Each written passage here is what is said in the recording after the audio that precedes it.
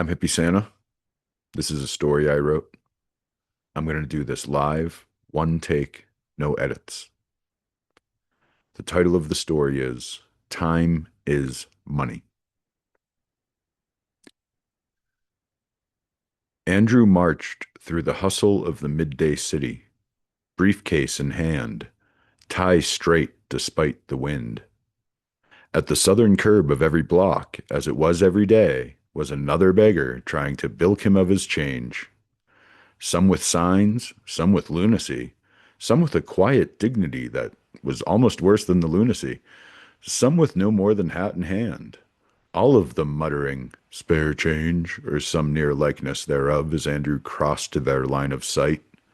He gave them nothing but a grimace.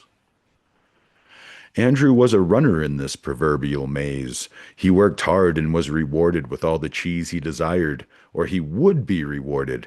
Not yet, of course. He was too young, too fresh. He needed to put in his time and sweat and determination, and in the end he would get everything he desired. Well, almost everything anyway, at least, hopefully. That was the way of things, the way the world worked. A rat needed to run the maze if he wanted his share of the cheese. "Spare some change?" one asked from the sidewalk, curled up against the building to avoid being trod upon. Andrew grimaced at him. The next block was a bit different. The allotted beggar had moved up to the northern corner, right across the street from his compatriot who had just harassed Andrew and been punished with his perfectly snide grimace. Not leaving the usual one-block buffer. Fantastic, they're doubling up, Andrew thought. They seemed organized enough. He wondered if there were a union to which this non-conforming deviant should be reported for his breach of etiquette. Andrew prepared an especially nasty grimace for this fellow. Stepping up the curb, Andrew looked the man right in the eyes and sneered away. "You got a minute?" the man asked with a smile. Andrew balked, sneer fading to surprise. "Pardon?" "Just wondering if you got a minute," the man said, looking at his watch. "If not, I fully understand, but if you got a minute, I truly appreciate it." "I don't follow," Andrew said, looking the man over, certainly not dressed to impress, but notably better than the other beggars, and a very nice watch. "I'm not going to give you any money." "And shan't be asking you for any, sir, so we are even on that count," the man said. "So what is it you want?" "Just a minute, if you got one, sir." Andrew blinked at the man. "Certainly seems I do, as I've already spent most of one here already, doesn't it now?" "Ah, splendid," the man said, patting Andrew once firmly on the shoulder. "I'm so glad you'd take the time." Andrew waited. "Yes?" he finally asked. "Pardon?" the man replied. "Well, get to it then. What is it you want, you insufferable man? What do you want to discuss?" "I suffer just fine," the man replied, "and nothing in particular to discuss. Just glad to have the company of a fellow man, especially one it is just now my great pleasure to meet." "We have not met," Andrew said. "You've simply wasted your minute.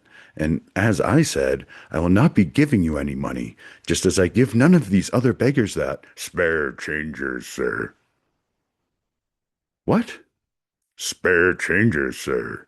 The beggars, as you call them, prefer to be addressed as spare changers. They find it less demeaning."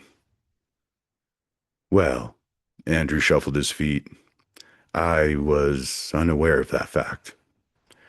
"Yes, well, now you know, and you may take that bit of knowledge with you as a gift from me." "Yes. Well." Andrew looked the man over once again. "So you are one of these spare changers, then? Come up with some new tactic to try and empty my pockets, have you?" "No, sir. As I have said, I am not a spare changer, and I do not appreciate being asked again, as I have already fully explained I am not. So what are you then? Andrew asked. A spare timer, of course. You beg people for time? No, sir. I've begged you not a bit, yet here you are. Do you have a job, Mr. Spare Timer? Sometimes.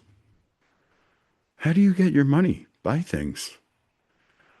I get enough to get what I need. It seems to work out quite nicely that way. And you spend your spare time asking for others' spare time. Precisely, my fine sir. Now you have the gist. Isn't there more you want? Something better to do? All I want is what I need. What else is there to do? Need, yes, but isn't there more you want? Sure, there always is. That's the beauty of desire. Andrew needed a moment to gather himself. You make no sense, sir, he said. Enough formality. We passed that long ago. The man offered his hand. Dante. Andrew, Andrew replied hesitantly, shaking hands quickly. Well, Andrew, sometimes there is just no need. Need for what? Making sense, Andrew. For making sense. Andrew threw up his hands, groaned, and fell back in with the flow of the crowd. Dante smiled and looked at his watch and yelled above the crowd. Almost 4 whole minutes, Andrew. Thank you so much. You are a most generous man.